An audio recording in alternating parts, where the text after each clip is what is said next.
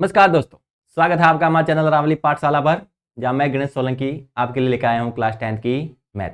इस क्लास के अंदर आज हम पढ़ने वाले हैं प्रश्नावली 3.3, जिसके अंदर हम विलोपन विधि तथा प्रतिस्थापन विधि दोनों द्वारा रैखिक समीकरण युग्म को हल करेंगे और देखेंगे कि दोनों विधियों में से अपने लिए कौन सी विधि सरल रहती है।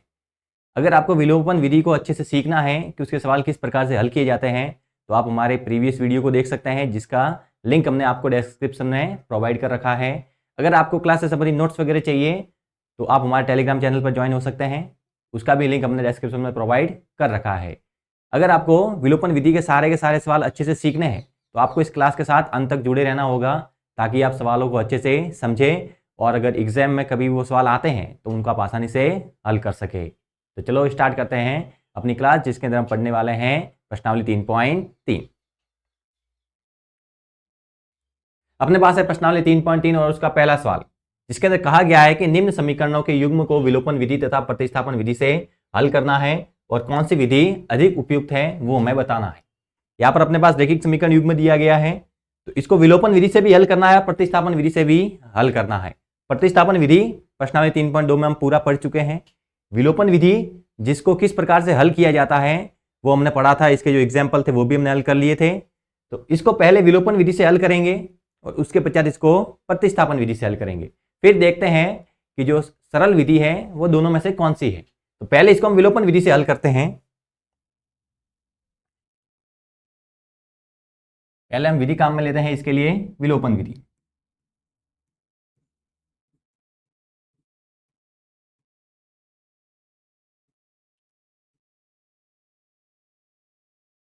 रैखिक समीकरण युग्म है x प्लस वाई बराबर 5, समीकरण नंबर 1, और लिखा हुआ है 2x माइनस 3y बराबर 4, समीकरण नंबर 2।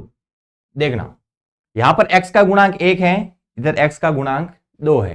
तो एक काम तो हम क्या कर सकते हैं कि जो x का गुणांक 1 है इसको 2 बना दे, और 2 बनाने के लिए इसका गुणा किसके साथ करना पड़ेगा? 2 के साथ। तो इधर भी 2x हो जाएगा, इधर भी 2x हो जाएगा। फिर उसके अगर चिन्ह देखते हैं तो ये भी प्लस का, ये भी प्लस का। जब दोनों चिन्ह बराबर होते हैं तो हम क्या करते हैं? घटाव करते हैं, व्यवकलन करते हैं। तब एक समीकरण के अंदर से दूसरा समीकरण घटा देंगे। एक तरीका तो ये। दूसरा ये कि y का गुणांक यहां पर 1 है, यहां पर y का गुणांक -3 है।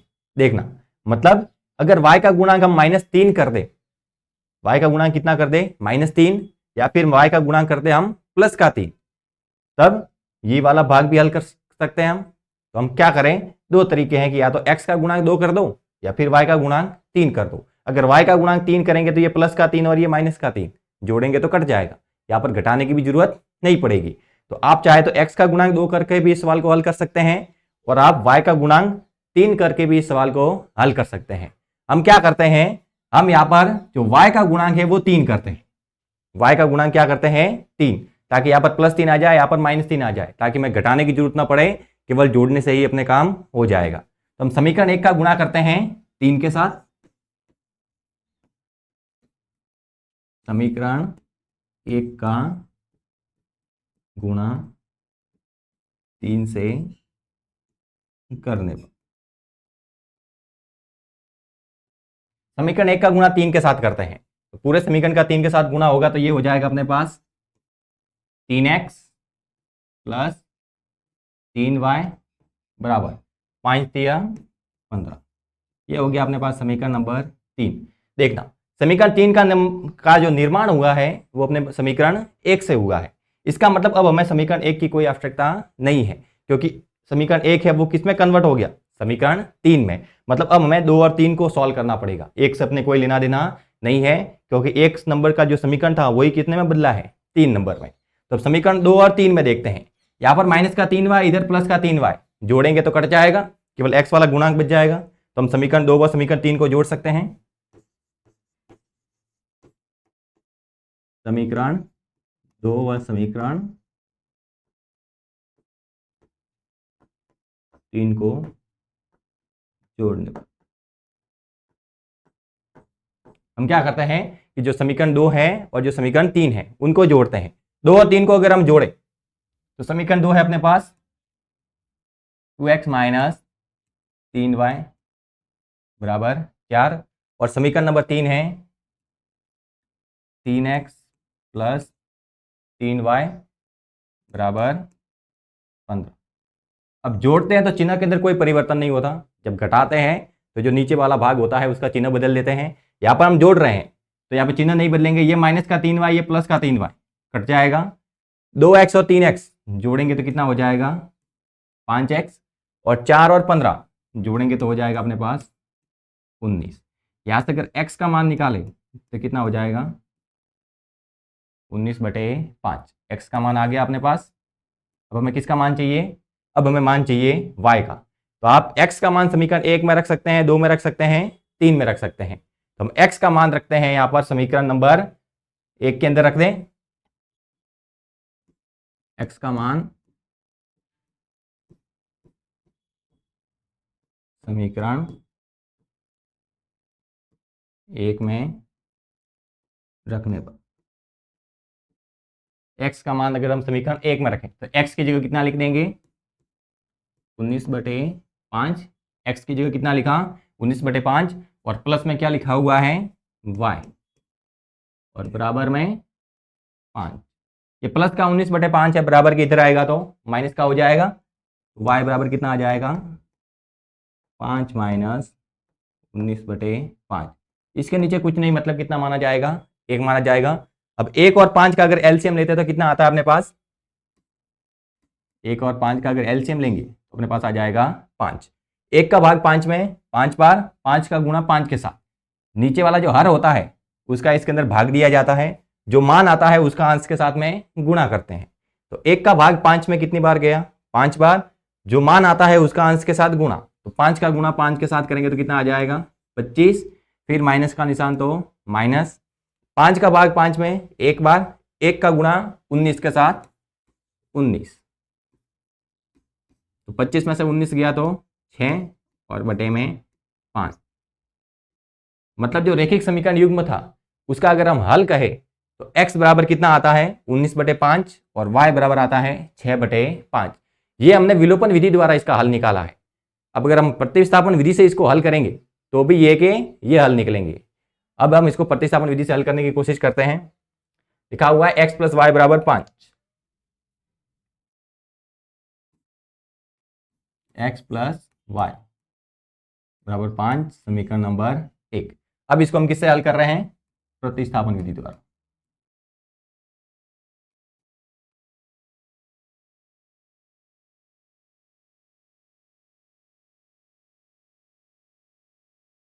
पहले इसको विलोपन विधि द्वारा हल किया था, अब इसको प्रतिस्थापन विधि द्वारा हल कर रहे हैं।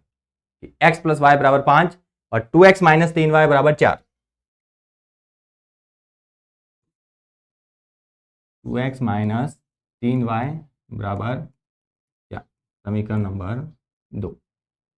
अब दोनों समीकरण में से हम प्रतिस्थापन विधि से जब सवाल हल कर रहे थे तो क्या कर रहे थे कि दोनों समीकरण में से किसी एक समीकरण के एक चर का मान दूसरे चर के रूप में निकालते थे और उसको दूसरे समीकरण के अंदर रख देते थे। जैसे यहां पर हम अगर समीकरण 1 का चुनाव करें तो क्या लिख सकते हैं कि समीकरण 1 से, यहां से हमने समीकरण 1 का चुनाव कर दिया, और समीकरण 1 क्या है x + y बराबर 5, x + y बराबर 5। यहां से अगर हम एक चर का मान निकाले दूसरे चर के पद के रूप में तब क्या हो जाएगा x बराबर, प्लस का y है इधर आएगा तो माइनस का हो जाएगा, x बराबर हो जाएगा 5 - y। यह हो गया समीकरण नंबर 3। अब यह ध्यान रखना है कि समीकरण 3 का निर्माण किससे हुआ है 1 से हुआ है, तो 1 से कोई लेना देना नहीं है। ये जो मान हमने 3 है वो कहां से निकाला है 1 से, तो इसको वापस 1 के अंदर नहीं रखना है, किसके अंदर रखना है 2 के अंदर। तो समीकरण 3 का मान अब किस में रखेंगे 2 में। समीकरण 3 का मान 2 में रखने पर, कि समीकरण 2 में जहां कहीं पर भी x लिखा हुआ है उसकी जगह कितना लिखना है 5 - y। तो कितना हो जाएगा 2, x की जगह कितना आ जाएगा 5 - y, माइनस का 3y, और बराबर में कितना आ जाएगा 4। अब 2 का अंदर गुणा कराए तो 2 पंजे 10 और ये 2 गुणा -y, माइनस का 2y, पीछे लिखा हुआ है माइनस का 3y बराबर में 4। तो ये हो जाएगा अपने पास 10 माइनस 2y 3y माइनस का 5y और बराबर का 4।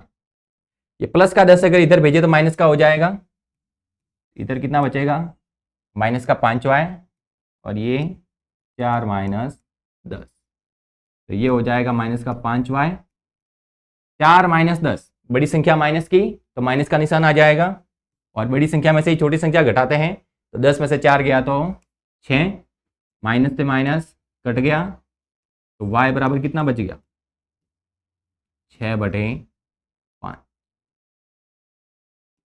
y बराबर कितना आया 6/5। अब जो y का मान आया है इसको अगर हम समीकरण नंबर 3 में रखें कि इस y की जगह हम लिख दें 6/5 तो x का मान आ जाएगा। तो यहां पर हम लिख सकते हैं कि y का मान समीकरण 3 में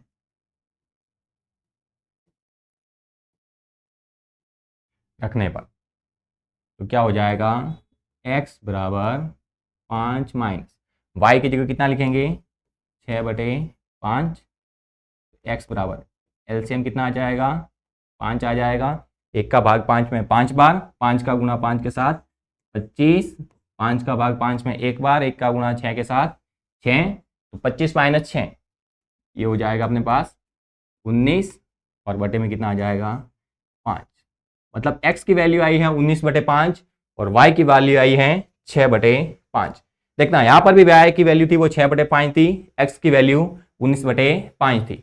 मतलब हमने इसको प्रतिस्थापन विधि और विलोपन विधि दोनों से हल किया है, दोनों से अपने जो हल प्राप्त हुए वो समान है। अब इसका निर्णय आपको करना है कि आपको कौन सी विधि सरल लगी। अगर आप हमसे राय पूछेंगे तो हम यही बताएंगे कि हमें प्रतिस्थापन की तुलना में विलोपन विधि सरल लगती है। आप अपनी राय के अनुसार लिख सकते हैं कि आपको कौन सी विधि अधिक उपयुक्त लगी है। इसका अगला सवाल है जिसके अंदर कहा गया कि 3x + 4y बराबर 10 और 2x - 2y बराबर 2। यहां पर देखना x का गुणांक एक जगह 3 है, एक जगह 2 है। अगर x के गुणांक बराबर करने हैं तो दोनों समीकरणों में गुणा करना पड़ेगा कि पहले वाले समीकरण का गुणा अगर हम 2 के साथ करेंगे तो 6 हो जाएगा और दूसरे समीकरण का गुणा 3 के साथ करेंगे तो 6 होगा। मतलब किसी एक समीकरण के अंदर बदलाव करने से कुछ भी होने वाला नहीं है अगर x के गुणांक बराबर करते हैं। और अगर आप y के गुणांक बराबर करना चाहते हैं तो y का गुणांक एक जगह 4 है और एक जगह -2 है। अगर जो y का गुणांक -2 है उसको अगर 2 के साथ गुणा करें तो -4 हो जाएगा, इधर -4 आएगा, उधर +4 आएगा। मतलब y का गुणांक हम बराबर कर सकते हैं किसी एक समीकरण के अंदर चेंज करके, लेकिन अगर x का गुणांक बराबर करना है तो दोनों समीकरण के अंदर चेंज करना पड़ेगा। हम यहां से लिख सकते हैं, पहले विलोपन विधि द्वारा इसको हल करते हैं।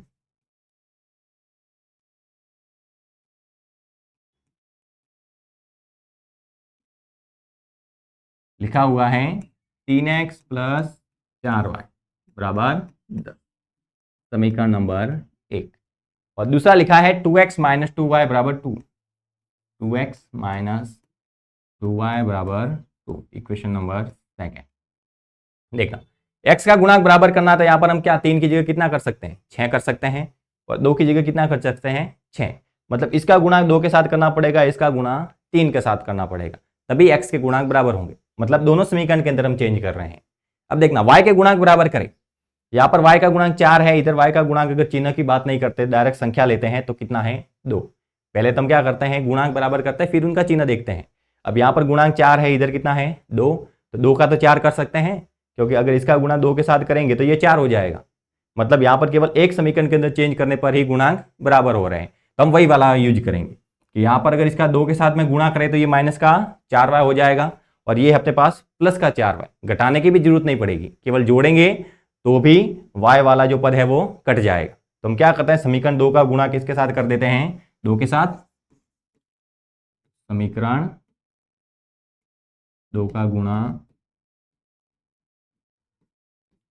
2 से करने समीकरण 2 है उसका गुणा किसके साथ कर रहे हैं, 2 के साथ, तो ये कितना हो जाएगा, 2 दूनी 4, तो 4x माइनस 4y बराबर में 4। ये हो गया समीकरण नंबर 3। अब ये जो समीकरण नंबर 3 है वो किससे बना है, 2 से बना है, तो अब 2 की हमें कोई आवश्यकता नहीं है क्योंकि 2 ही अब किस में बदल गया है, 3 में। तो समीकरण 1 और समीकरण 3 इनको जोड़ते हैं, ये प्लस का 4y ये माइनस का 4y कट जाएगा, तो समीकरण 1 व 3 को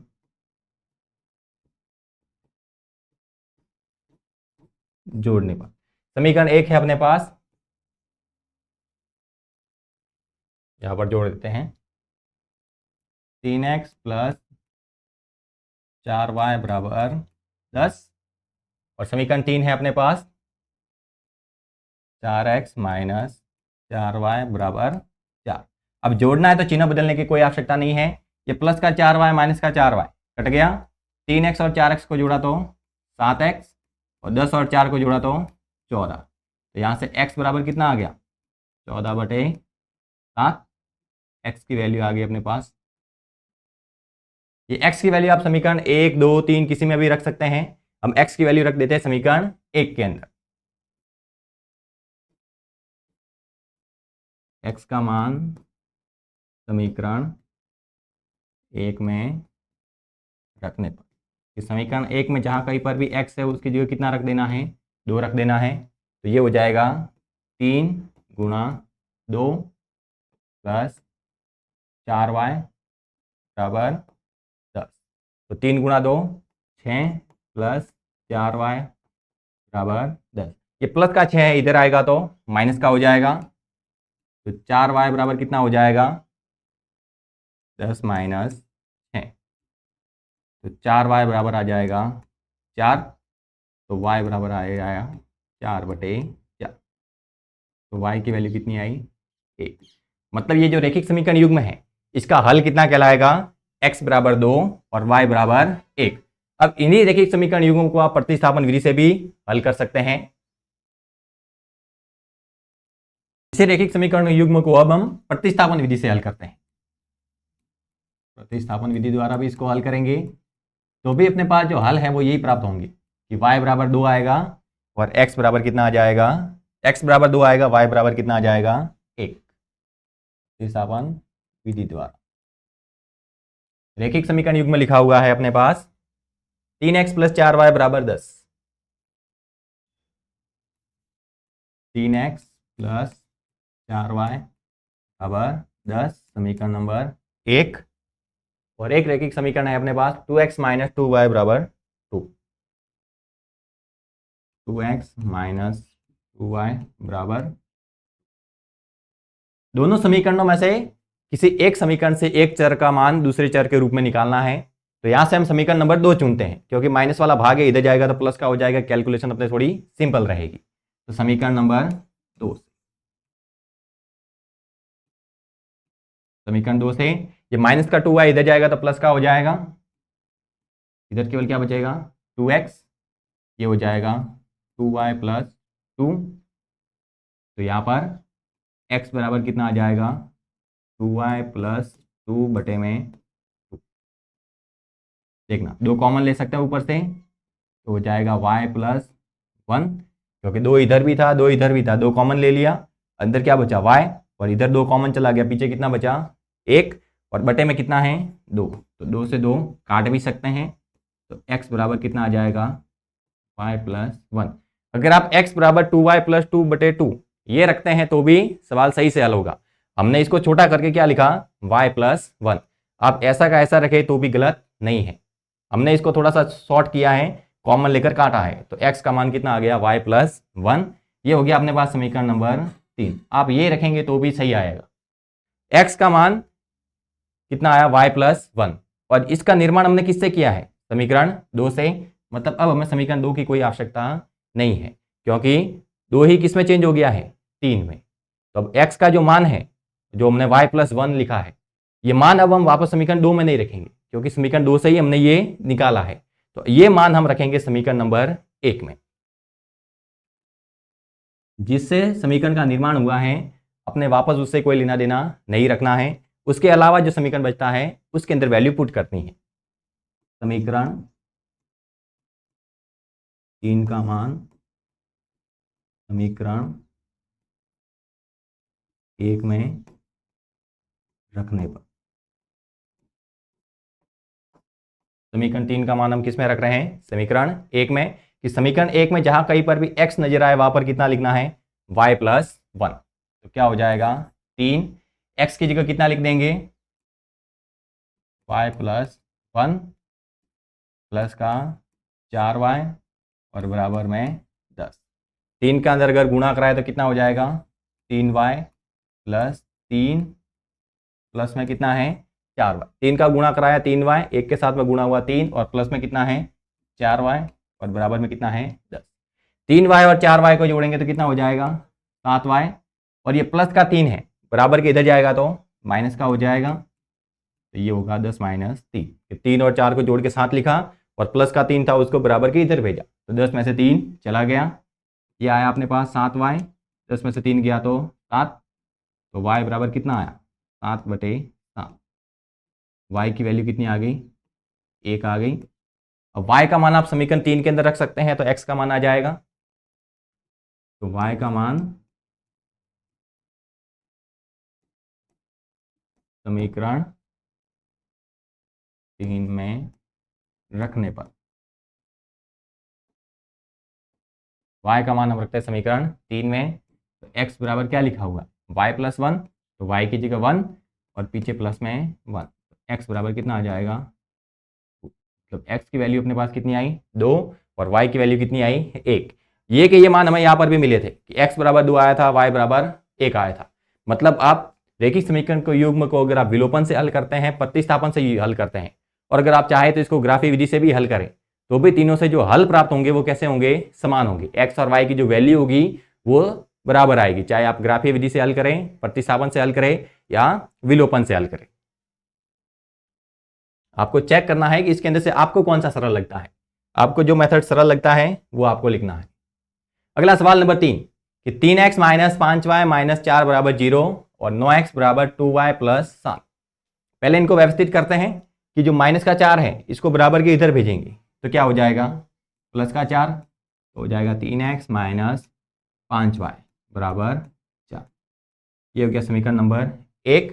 और ये प्लस का 2y है, बराबर के उधर जाएगा तो माइनस का हो जाएगा। इसको क्या लिख सकते हैं? 9x minus 2y। पीछे कितना बचेगा? प्लस का 7। ये समीकरण नंबर 2। पहले इसको हम हल करते हैं विलोपन विधि से।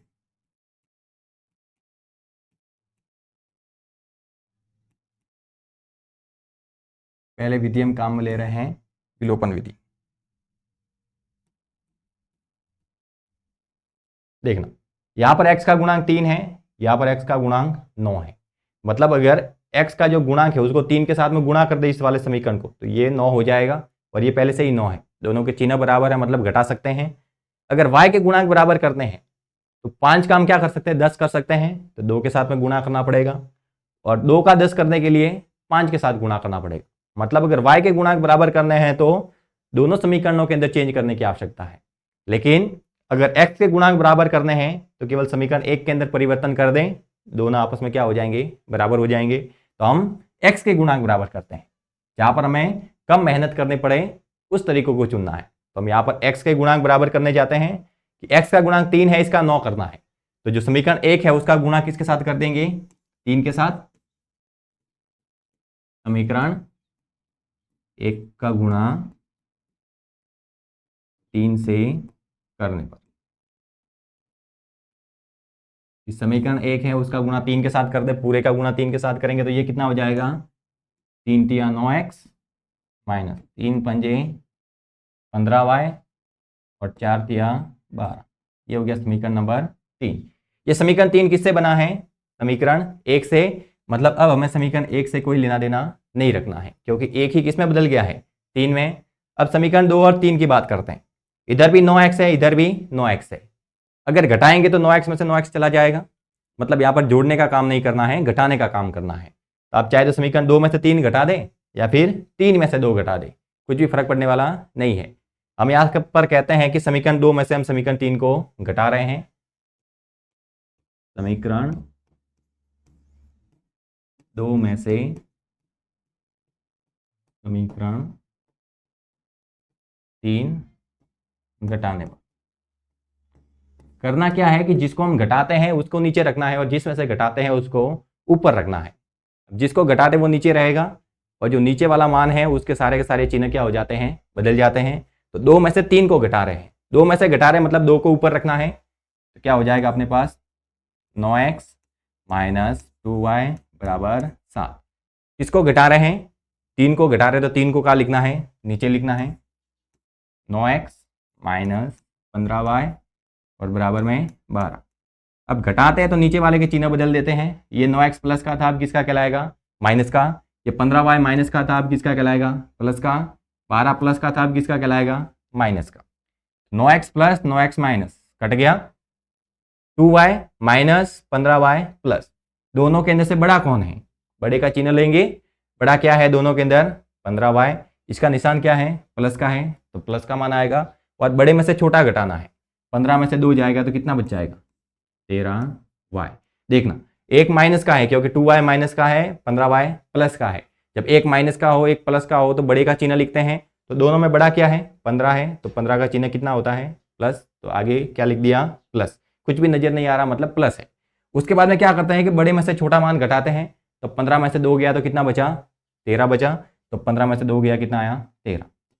यहाँ पर 7 प्लस का 12 माइनस का, बड़ी संख्या माइनस की है तो निशान किसका आएगा, माइनस का। 12 था, आगे निशान माइनस था तो क्या लिख दिया, माइनस। और बड़े में से ही छोटा घटाते हैं, तो 12 में से 7 गया तो कितना आ जाएगा, 5। तो y बराबर कितना आ जाएगा, माइनस का 5/13। ये किसकी वैल्यू आई है, y की। ये y का मान आप समीकरण 1 के अंदर रख सकते हैं, 2 के अंदर रख सकते हैं, 3 के अंदर रख सकते हैं।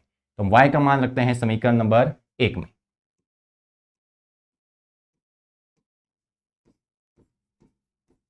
y का मान समीकरण 1 में रखने, y का मान समीकरण 1 में रखना है। और समीकरण 1 में जहां कहीं पर भी y लिखा हुआ है उसकी जगह कितना लिखना है, माइनस का 5/13। तो क्या हो जाएगा, 3x माइनस 5 और y की जगह कितना लिखेंगे, माइनस का 5/13। y की जगह कितना लिखा है, माइनस का 5/13 और बराबर में कितना है, 4 है। ये हो गया 3x माइनस और माइनस गुणा होगा तो प्लस हो जाएगा और 5 और 5 का गुणा होगा तो 25 हो जाएगा और बटे में कितना आ जाएगा, 13 और बराबर में 4। कि माइनस माइनस गुणा हुआ प्लस, 5 और 5 का गुणा हुआ 25 और बटे में कितना है, 13। अब ये 25/13 प्लस का है, बराबर किधर आएगा तो माइनस का हो जाएगा। इधर केवल क्या बचेगा, 3x बराबर 4 माइनस हो जाएगा 25/13। 4 के नीचे कुछ नहीं मतलब कितना हो गया, 1 हो गया। अब 1 और 13 का एलसीएम ले, अगर तो एलसीएम कितना आ जाएगा, 13 आ जाएगा। 1 का भाग 13 में 13 बार, 13 का गुणा 4 के साथ 52, 13 चौक 52 माइनस 13 का भाग 13 में 1 बार, 1 का गुणा 25 के साथ 25। यह आएगा 3x बराबर 52 में से 25 गया तो 27/13। 3x बराबर आया 27/13। 3 इधर किस में है, गुणा में है, इधर जाएगा तो भाग में। तो x बराबर क्या हो जाएगा, 27/13 और ये बटे में कितना आ गया, 3। 3 से काटा 9 बार, तो x बराबर कितना आ जाएगा, 9/13। मतलब यहाँ से x की वैल्यू कितनी आएगी, 9/13 और y की वैल्यू कितनी आई अपने पास, माइनस का 5/13। ये अपने इसे विलोपन विधि से हल किया है।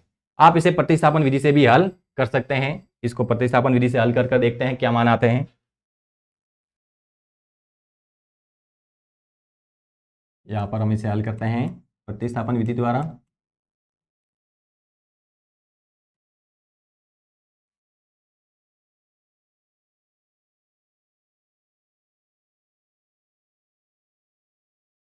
रैखिक समीकरण युग्म है 3x माइनस 5y बराबर 4। 3x माइनस 5y बराबर 4 समीकरण नंबर 1। और समीकरण 2 है 9x माइनस 2y बराबर 7। 9x माइनस 2y बराबर 7। ये समीकरण नंबर 2। अब समीकरण 1 या समीकरण 2 से किसी भी एक समीकरण की सहायता से एक चर का मान दूसरे चर के रूप में निकाल सकते हैं। तो यहां से हम चुनते हैं समीकरण नंबर 1। समीकरण 1 से जो माइनस का 5y बराबर के उधर जाएगा तो प्लस का हो जाएगा। तो यहाँ से 3x बराबर कितना बचेगा, 5y प्लस का 4। 3 इधर गुणा में है, इधर जाएगा तो भाग में। तो x बराबर कितना आएगा, 5y प्लस 4 बटे में कितना आ जाएगा, 3। ये हो गया समीकरण नंबर 3। ये समीकरण 3 का मैं अंदर जो x का मान है, समीकरण 3 के अंदर जो x का मान है वो हमने कहाँ से निकाला है, समीकरण 1 से। यानी अब इस वैल्यू को वापस समीकरण 1 के अंदर नहीं रखनी है, ये वैल्यू हमें रखनी पड़ेगी समीकरण 2 से, क्योंकि ये मान हमने समीकरण 1 से निकाला है। जिस पर से निकाला है वापस उसके अंदर पुट करने की जरूरत नहीं है। अब जो दूसरा समीकरण है उसके अंदर रखनी है। तो दूसरे समीकरण के अंदर जहाँ पर x है वहाँ पर कितना लिखना है, 5y प्लस 4 बटे में 3। तो यहाँ पर लिखेंगे समीकरण 3 का मान समीकरण 2 में रखने पर, समीकरण 3 का मान समीकरण 2 में रखने पर। समीकरण 3 का मान किस में रखना है, समीकरण 2 में। समीकरण 2 में क्या लिखा हुआ है, 9, फिर लिखा हुआ है x, मतलब x की जगह कितना लिखेंगे अब, 5y प्लस 4 बटे में 3। ये हो गया 9x माइनस 2y और बराबर में 7। 3 से काटे तो कितनी बार कटेगा, 9, 3 बार कट जाएगा। अब 3 का अंदर गुणा कराएं तो जाएगा 3 पंजे 15y। 3 से काटा 9 3 बार, अब 3 का अंदर गुणा कराते हैं, 3 पंजे 15, पीछे क्या है y, प्लस में 3 चौक 12, माइनस में 2y और बराबर में कितना लिखा हुआ है, 15y प्लस का 2y माइनस का, बड़ी संख्या प्लस की है तो प्लस का आएगा, और 15 में से 2 गया तो 13y, प्लस का 12 है बराबर के उधर जाएगा तो माइनस का हो जाएगा। हो गया 7 माइनस 12, ये आया 13y। 7 में से 12 गए, बड़ी संख्या माइनस की माइनस, और 12 में से 7 गया तो 5। तो y बराबर कितना आ गया, माइनस का 5 बटे 13। y की वैल्यू कितनी आई, माइनस का 5 बटे 13।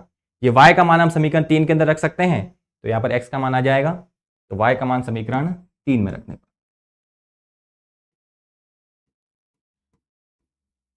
y का मान समीकरण 3 में रखने पर क्या आ जाएगा, x बराबर 5, y की जगह कितना लिख सकते हैं, माइनस का 5 बटे 13 प्लस में 4 और बटे में कितना आ जाएगा 3।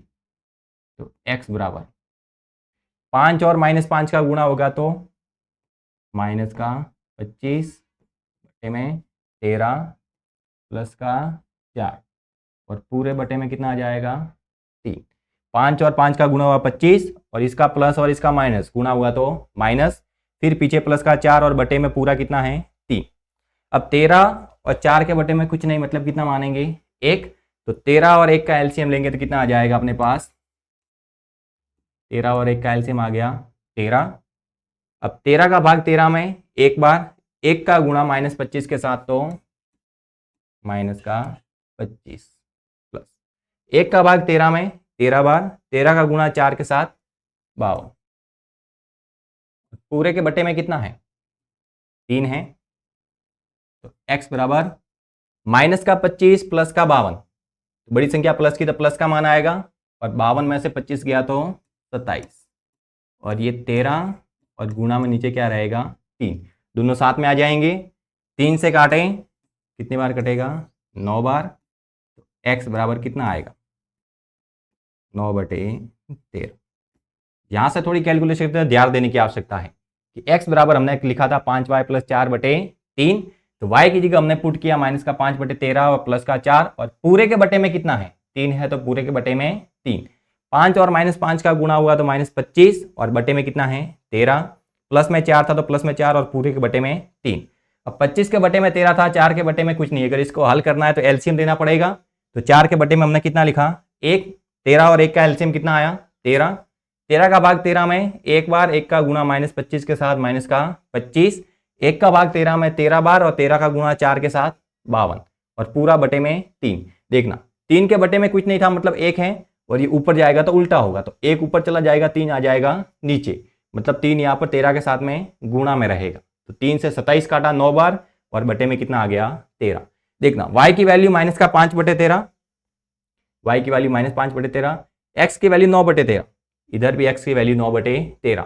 मतलब आप प्रतिस्थापन विलोपन कोई भी विधि यूज करें जो हल आएंगे वो क्या होंगे बराबर होंगे। लिखा हुआ है x/2 + 2y/3 बराबर -1 और x - y/3 बराबर 3। x/2 + 2y/3 बराबर -1। अब इसको हम डायरेक्ट अगर समीकरण नंबर 1 कहेंगे तो हल करने के अंदर हो सकता है आपने दिक्कत आए, तो पहले इसको जो भिन्न के रूप में समीकरण लिखा हुआ है इसको सरल रूप में लाते हैं। यहाँ पर 2 और 3 का एलसीएम लेंगे तो कितना आ जाएगा 6। जब भी कोई रैखिक समीकरण भिन्न के रूप में होता है तो हमें कोशिश करनी है कि वो सरल रूप में लिखा जाए। तो हम क्या करते हैं, जब भिन्न के अंदर होता है तो उसको एलसीएम द्वारा हल करते हैं। 2 और 3 का एलसीएम कितना आया 6, 2 का भाग 6 में 3 बार, 3 का गुणा x के साथ 3x। हमने पहला चैप्टर पढ़ा था तो वहाँ पर एलसीएम और एचसीएफ के बारे में पूरी चर्चा की थी, वहाँ पर हमने सारे सवाल एलसीएम और एचसीएफ के किए थे। अगर आपको एलसीएम और एचसीएफ के बारे में पूरी जानकारी चाहिए तो आप हमारे उस प्रीवियस वीडियो को देख सकते हैं और वहाँ से आप आसानी से एलसीएम और एचसीएफ सीख सकते हैं। यहाँ पर 3 का भाग अगर 6 के अंदर देंगे तो कितना आएगा 2 आएगा, 2 का गुणा 2 के साथ करेंगे तो 4 और पीछे y बराबर में -1। 6 इधर भाग में है, इधर जाएगा तो गुणा में, तो ये होगा 3x + 4y और बराबर में 6 का गुणा हुआ तो -6। अब ये कहलाएगा समीकरण नंबर 1। इसको समीकरण 1 नहीं कहेंगे, समीकरण 1 किसे कहेंगे 3x + 4y बराबर -6। इसी प्रकार से दूसरा समीकरण लेना है ये वाला x - y/3 बराबर में कितना है 3। इसको समीकरण 2 नहीं कह सकते, अभी इसको हमें हल करना पड़ेगा क्योंकि ये आंसर हर के अंदर है। x के नीचे कुछ नहीं मतलब कितना माना जाएगा 1, 1 और 3 का एलसीएम लेंगे तो कितना आ जाएगा 3, 1 का भाग 3 में 3 बार, 3 का गुणा x के साथ 3x माइनस 3 का भाग 3 में एक बार, 1 का गुणा y के साथ y और बराबर में कितना है 3। 3 इधर भाग में है, इधर आएगा तो गुणा में चला जाएगा, तो 3x - y, 3 तिया 9। ये हो गया अपने पास समीकरण नंबर 2। इसको हमें विलोपन विधि द्वारा हल करना है, यहाँ पर लिख देते हैं विलोपन विधि से।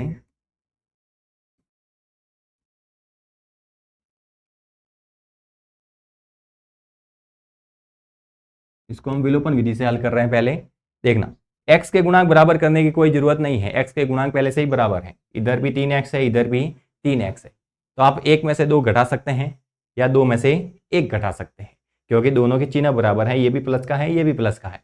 अब की बार हमें गुणांक बराबर करने की आवश्यकता नहीं है, तो समीकरण 1 में से 2 घटा दें या फिर समीकरण 2 में से 1 घटा दें। समीकरण 2 में से 1 घटाने, हम समीकरण 2 में से क्या कर रहे हैं 1 घटा रहे हैं। समीकरण 2 क्या है 3x - y बराबर 9 और समीकरण 1 क्या है 3x + 4y बराबर -6। अब घटा रहे हैं तो नीचे वाले के चिन्ह क्या कर देते हैं बदल देते हैं, ये -6 प्लस का कहलाएगा, ये प्लस का 4 माइनस का कहलाएगा, 3x प्लस का अब माइनस का कहलाएगा, 3x + 3x माइनस कट गया, माइनस का y माइनस का 4y दोनों माइनस के हैं। जब दोनों मान माइनस के होते हैं तो वो क्या होते हैं जुड़ जाते हैं और पूरे के आगे क्या लग जाता है माइनस, तो माइनस का y माइनस का 4y, माइनस का निशान आ जाएगा तो दोनों को जोड़ के लिखेंगे -5y प्लस का 9 और प्लस का 6, 9 और 6 को जोड़ा तो 15, तो y बराबर कितना आ गया 15/-5, 5 से काटा 3 बार और निशान माइनस है दोनों में से अगर एक भी माइनस है तो पूरे के आगे माइनस कहलाता है। तो y बराबर कितना आ गया 3। ये y का मान आप समीकरण 1 या समीकरण 2 किस में भी रख सकते हैं। तो y का मान रखते हैं समीकरण 1 के अंदर, या फिर आप y का मान रख दीजिए समीकरण 2 के अंदर। 1 की तुलना में 2 थोड़ा सरल है। y का मान समीकरण 2 में रखने को, y का मान समीकरण 2 में रखते हैं तो क्या हो जाएगा अपने पास 3x, फिर लिखा हुआ है माइनस y, माइनस का निशान है तो लगा दिया माइनस, फिर y लिखा हुआ है तो y का मान कितना है -3। ये नहीं कि इस माइनस को इसमें ये वाला माइनस समझिए, दोनों माइनस अलग है। ये y का मान है -3 और ये माइनस पहले से निशान है, तो जो पहले से निशान था वो लिख दिया।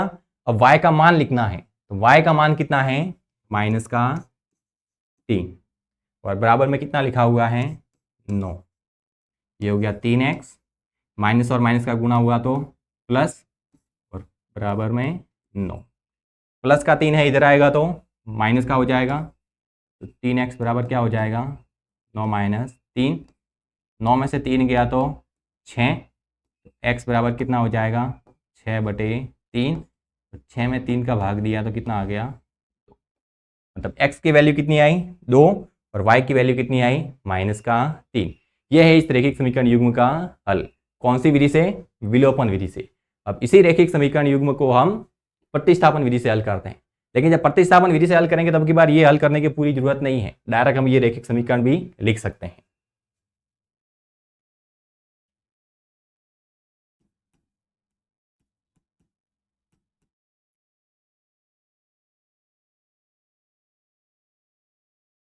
प्रतिस्थापन विधि द्वारा देखना, प्रतिस्थापन विधि से अगर हल करें तो ये जो अंश और हल वाला रैखिक समीकरण था जिसको हमने सरल रूप में बदला था, तो हम डायरेक्ट अब की बार क्या लिखेंगे सरल रूप। अब वापस इसको हल करने की जरूरत नहीं है, एलसीएम वगैरह वापस लेने की कोई आवश्यकता नहीं है, डायरेक्ट समीकरण 1 और समीकरण 2 लिख सकते हैं। समीकरण 1 है 3x + 4y बराबर -6। 3x + 4y बराबर -6 समीकरण नंबर 1। और दूसरा लिखा है 3x - y बराबर 9। 3x - y बराबर 9 समीकरण 2। आप समीकरण 1 या समीकरण 2 किसी से भी एक चर का मान दूसरे चर के रूप में निकाल सकते हैं। हम यहां से चुनते हैं समीकरण 2। समीकरण 2 से, समीकरण 2 से या तो x का मान निकाल दो या फिर मान निकाल दो y का। यहां से अगर हम x का मान निकालने जाए तो क्या हो जाएगा 3x, माइनस का y है इधर आएगा तो प्लस का हो जाएगा, तो 9 और ये माइनस का y इधर आ गया हो गया प्लस का। 3 इधर गुणा में है इधर आएगा तो भाग में, तो x बराबर क्या बचेगा 9 + y/3। ये हो गया समीकरण नंबर 3। ये समीकरण 3 किससे बना है 2 से बना है, मतलब अपने 2 से अब कोई लेना देना नहीं रखना है। इस मान को वापस समीकरण 2 के अंदर नहीं रखेंगे, इसको किसके अंदर रखेंगे समीकरण 1 के अंदर। तो समीकरण 3 का मान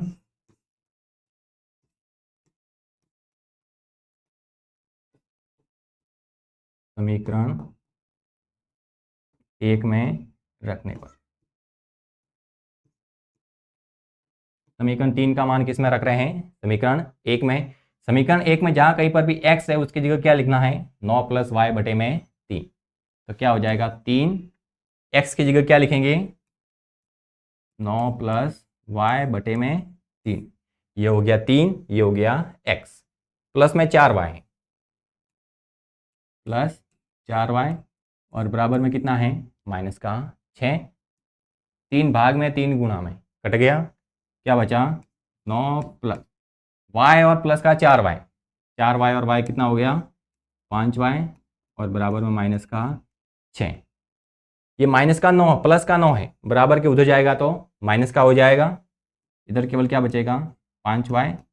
ये -6 तो पहले से ही था और प्लस का 9 इधर आ गया तो -9। जब दोनों मान माइनस के होते हैं तो माइनस का निशान लिखते हैं और दोनों को जोड़ के लिखते हैं। तो 6 और 9 कितना हो जाएगा 15। तो y बराबर कितना आएगा -15/5। 5 से काट सकते हैं, 3 बार कटेगा तो y बराबर कितना आ गया, -3। ये y का मान आप समीकरण 3 के अंदर रख सकते हैं, तो x का मान आ जाएगा, y का मान समीकरण 3 में रखने पर, y का मान किस में रखते हैं, समीकरण 3 के अंदर, तो क्या हो जाएगा, x बराबर 9 प्लस y की जगह कितना लिखना है, -3 और बटे में कितना आ जाएगा, 3। तो x बराबर ये हो जाएगा 9 प्लस और माइनस का गुणा होगा तो माइनस कितना आ जाएगा, 3 बटे में 3। 9 में से 3 गया तो 6 बटे में 3 से काटा 2 बार, x बराबर कितना आ जाएगा, 2। मतलब x की वैल्यू आई +2 और y की वैल्यू आई -3। यहाँ पर भी अपने x की वैल्यू 2 आ रही थी, y की वैल्यू -3 आ रही थी। मतलब हमने विलोपन विधि से हल किए रैखिक समीकरणों को तो भी ये मान आ रहे हैं, और प्रतिस्थापन विधि से हल किया तो भी यही मान आ रहे हैं। अब हमने आपको ये जो सारे सवाल हैं दोनों विधि से बताए। इन दोनों विधियों के अंदर से आपको कौन सी विधि उपयुक्त लगी है वो आपको कमेंट सेक्शन के अंदर बताना है। इन सवालों को हल करने के अंदर हमें ये वाली विधि उपयुक्त लगी है। आपको हमारी क्लास को अधिक से अधिक लाइक करना है, अधिक से अधिक शेयर करना है, और अगर अब तक हमारे चैनल अरावली पाठशाला को सब्सक्राइब नहीं किया है तो तुरंत जाकर उसको सब्सक्राइब करना है, बेल आइकन भी दबा देनी है ताकि आपको क्लास से संबंधित नोटिफिकेशन है वो टाइम से मिलती रहे। क्लास से संबंधित कोई भी अगर आपको PDF या कोई भी जानकारी चाहिए तो आप हमारे टेलीग्राम चैनल पर ज्वाइन हो सकते हैं, जिसका लिंक हमने आपको डिस्क्रिप्शन में प्रोवाइड कर रखा है। हमें आशा है आपको ये क्लास अच्छी लगी होगी। तो जल्दी हम आएंगे अगली क्लास के अंदर इसके शेष सवाल लेकर। तब तक के लिए धन्यवाद।